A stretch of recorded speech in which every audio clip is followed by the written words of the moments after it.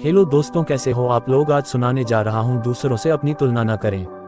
एक बार की बात है, किसी जंगल में एक कौवा रहता था। वो बहुत ही खुश था क्योंकि उसकी ज्यादा इच्छाएं नहीं थीं। वह अपनी जिंदगी से संतुष्ट था, लेकिन एक बार उसने जंगल में किसी हंस को देख लिया और उसे देखते ही सोचने लगा कि ये प्राणी कितना सुंदर है। ऐसा प्राणी तो मैंने पहले कभी नहीं देखा। इतना साफ और सफेद, ये तो इस जंगल में औरों से बहुत सफेद और सुंदर है, इसलिए ये तो बहुत खुश रहता होगा। कौवा हंस के पास गया और पूछा, भाई तुम इतने सुंदर हो इसलिए तुम बहुत खुश होगे। इस पर हंस ने जवाब दिया, हाँ मैं पहले बहुत खुश रहता था जब तक मैंने तोते को नहीं देखा था। उसे देखने के बाद से लगता है कि तोता धरती का सबसे सुंदर प्राणी है। हम दोनों के शरीर का तो एक ही रंग है, लेकिन तोते के शरीर पर दो दो रंग है। उसके गले में लाल रंग का घेरा और वो सूर खरे रंग का था। सच में वो बेहद खूबसूरत था। अब कौवे ने सोचा कि हंस तो तोते को सबसे सुंदर बता रहा है, तो फिर उसे देखना होगा। कौवा तोते के पास गया और पूछा, भाई तुम दो दो रंग पाकर बड़े खुश होगे। इस पर तोते ने कहा, हाँ मैं तब तक खुश था जब तक मैंने मोर को नहीं देखा था।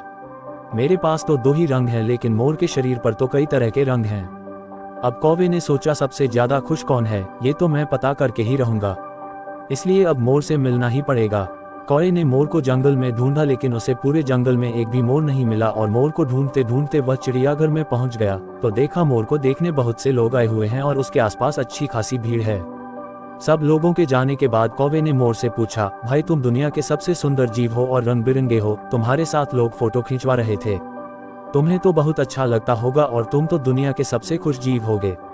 इस पर मोर ने दुखी होते हुए कहा, भाई अगर सुंदर हूं तो भी क्या फर्क पड़ता है, मुझे लोग इस चिड़ियाघर में कैद करके रखते हैं, लेकिन तुम्हें तो कोई चिड़ियाघर में कैद करके नहीं रखता और तुम जहां चाहो अपनी मर्जी से घूम फिर सकते हो।